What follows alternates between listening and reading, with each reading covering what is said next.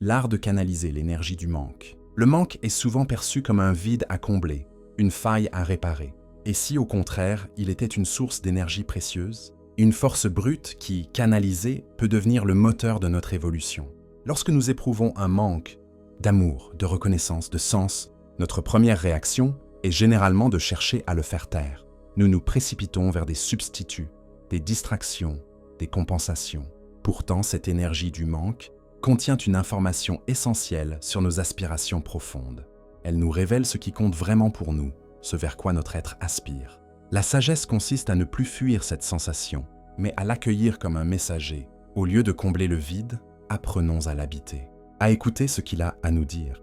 Le manque d'amour peut révéler un besoin de mieux nous aimer nous-mêmes. Le manque de reconnaissance, une opportunité de nous affranchir du regard des autres. Le manque de sens, une invitation à redéfinir nos priorités. Le manque fait partie de ces réalités que nous ne contrôlons pas, mais notre réponse à ce manque relève entièrement de notre choix. Nous pouvons en faire une source de frustration ou un carburant pour grandir. Canaliser l'énergie du manque, c'est la transformer en créativité, comme l'artiste qui puise dans son vide intérieur la matière de ses œuvres, comme le sportif qui utilise sa soif de victoire pour repousser ses limites. Cette énergie devient alors une force motrice qui nous pousse vers l'avant, vers plus d'authenticité, plus de plénitude. Pratiquement, cela commence par une pause. Au lieu de réagir immédiatement au manque, asseyons-nous avec lui. Observons les émotions qu'il suscite sans nous y identifier. Puis demandons-nous, que puis-je créer à partir de cette énergie? Comment puis-je la diriger vers quelque chose de constructif? Le manque canalisé devient aspiration. Il cesse d'être une douleur pour devenir une direction.